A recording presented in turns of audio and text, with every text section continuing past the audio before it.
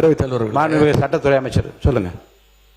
மாண்புமிகு பேரவைத் தலைவர் அவர்களே, மாண்புமிகு பேரவைத் தலைவர் அவர்களே, ஜோசியம்னு சொன்னாரு. ஜோசியம் பார்த்து மஞ்சள் துண்டு போட்டதெல்லாம் ஆல்ரெடி தமிழ்நாடு பார்த்துருச்சு. ஜோசியம் பார்த்து மஞ்சள் துண்டு போட்டதெல்லாம் தமிழ்நாடு ஆல்ரெடி பார்த்துருச்சு.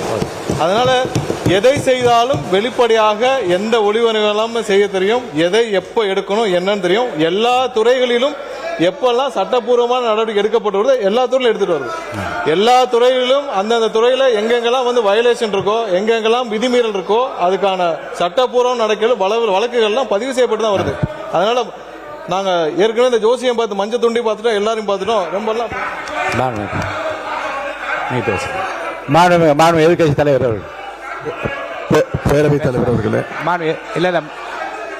எதிர்கட்சி தலைவர் பேசும்போது நீங்க அவள் கட்சியை சார்ந்து உட்காருங்க. அவங்க பேசுறாங்கல்ல எதிர்கட்சி தலைவர். பேரவைத் தலைவர்களே, இதைத்தான் நான் குறிப்பிட்டேன். நாங்க ஒரு கேள்வி கேட்டா நாங்களே ஆச்சரியப்படுறவர்களுக்கு, நாங்களே அதிசயப்படுற அளவுக்கு நீங்க ஒரு பதில சொல்றீங்கிறது இதுதான் நான் சொன்னேன். அதன் பிறகு ஜோசியக்காரன் அப்படின்னு சொல்றது தவறுன்னு சொல்றீங்க. நீங்க ஜோசியக்காரன் அப்பாயின்மெண்ட் நீக்கிருக்கீங்க. ஜோசியங்கிற வார்த்தை ஒன்றும் தப்பான, ஜோசியக்காரங்கிறது தப்பான வார்த்தை கிடையாது. லைவ் திமுக ஆட்சியில் தான் முறையாக நாங்கள் தேர்தல் அறிக்கையில் சொன்னோம். கேள்வி நேரத்தை முதலையாக லைவாக ஒளிபரப்பு செய்தது நாங்க. இப்போ இந்த கேள்வி நேரத்தையே எடுக்க முடியாத நிலைமையில தான் இன்னைக்கு இந்த அரசு நடந்துகிட்டு இருக்கு. இன்னொன்னு, இந்த நீங்க லைவ் உட்காருங்க.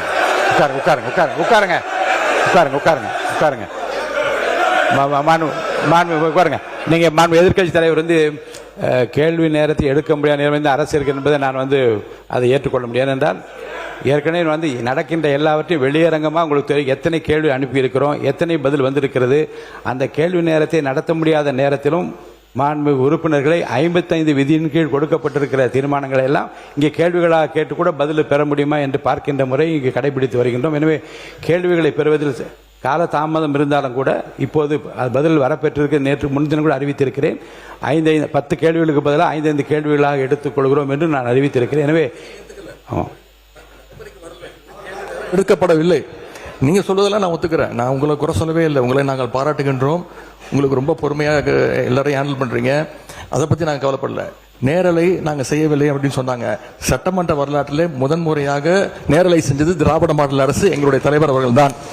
கேள்வி நேரம் ஒவ்வொரு நாளும் 1.5 மணி நேரம் 10 கேள்விகள் எடுக்கப்பட்டு அனைத்து எதிர்கட்சி தலைவர், அப்ப இருந்து அண்ணா திராவிட முன்னேற்ற கழக உறுப்பினர் அத்தனை பேருக்கும் வாய்ப்பு கொடுத்தது எங்களுடைய தலைவர். அது லைவ் செய்யப்பட்டது. இப்போ நீங்க எல்லா நிகழ்ச்சியும் லைவ் பண்றீங்க. இந்த பிரச்சனையை தான் உங்ககிட்ட சொல்றேன். லைவ் பண்றதுனால என்னென்ன பிரச்சனைகள் வருது என்பதை உங்களோட கவனத்துக்கு கொண்டு வரேன். நீங்க அவை குறிப்பில் நீக்கிறேன் நீங்க நீக்கிட்டே இருக்கீங்க. ஆனா எல்லாமே அங்க ரீல்ஸாக மாற்றப்பட்டு அங்க போய் கொண்டிருக்கிறது. எதிர்கட்சி தலைவர் இது குறித்து வெளியில இருக்கக்கூடிய நீங்க என்ன உங்க தலைவை கட்டுப்படுறீங்களா? நீங்க பிடிக்கிறீங்க? நீங்க எதுக்கு பேசுறீங்க? நீங்க ஏன் பேசுறீங்க? நீங்க மாண்புமிகு எதிர்கட்சி தலைவர் சொன்ன கருத்துக்கு ஏற்கனவே திராவிட முன்னேற்ற கழகத்தின் சார்பில் ஒரு மீடியா இங்கே நீக்கப்பட்டதை வைத்து அவர் சித்திரம் வெளியிட்டுக் கொண்டிருக்கின்றார்கள். அதை பற்றி உரிமை குழுக்கு அனுப்ப வேண்டும் என்று ஒரு கடிதம் கூட நீங்கள் கொடுத்திருக்கின்றீர்கள். அப்படி நீக்கப்பட்ட பிரச்சனை குறித்து எந்தெந்த மீடியாவில் வந்திருக்கிறதோ நீங்கள் கவனத்துக்கு கொண்டு வாருங்கள். அவர் மீது உரிமை குழு நிச்சயமாக அனுப்பி நடக்க வேண்டும் இந்த அவையின் சார்பாக நான் தெரிவித்துக் கொள்கிறேன். அதன் பிறகு இந்த முதலமைச்சர் சொன்னது அந்த 3 ஃபைல்கள் இருக்கு. நான் எதுவும் சேலஞ்ச் எல்லாம் பண்ணல. நான் ஓபன் சேலஞ்சே பண்றேன். முதலமைச்சர் அவர்கள் தொடர்ந்து பார்க்கட்டும். யார் மீது நடவடிக்கை எடுக்க உண்மையாக குற்றச்சாட்டு ஆதாரத்தோடு இருந்தால் அவர் நடவடிக்கை எடுக்கட்டும். நான் என்ன சொல்றேன், கருத்து இல்ல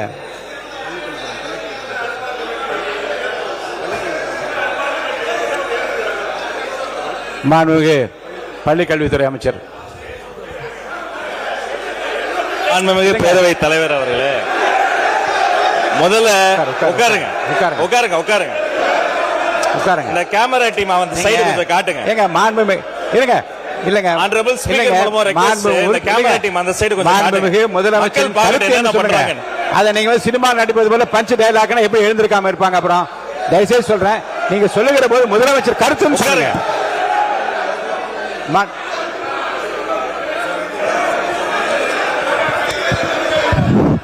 உட்காருங்க. நீங்க எங்க வரீங்க? நீங்க போங்க உள்ள இடத்துக்கு. நீங்க போங்க பதில். நீங்க போங்க முதல்ல. மாண்பு உறுப்பினர் கொஞ்சம் அமருங்க, எல்லாம் அமருங்க, எல்லாம் அமருங்க, இருங்க, நீங்க அமருங்க, இருங்க, அமருங்க, எல்லாம் அமருங்க, அமருங்க, அமருங்க, அமருங்க, அமருங்க, அமருங்க, அமருங்க, அமருங்க, அமருங்க. மாண்பு உறுப்பினர் கொஞ்சம் அமைதியா இருங்க. வாய்ப்பு தரேன். உட்காருங்க, உட்காருங்க, உட்காருங்க. மாண்புமிகு உட்காருங்க, எல்லாம் உட்காருங்க, எல்லாம் உட்காருங்க. நான் உடனே தான் பேச அனுமதிக்க போறேன். உட்காருங்க, உட்காருங்கன்னு சொல்றேன். உட்காருங்க, உட்காருங்க, உட்காருங்க, உட்காருங்க.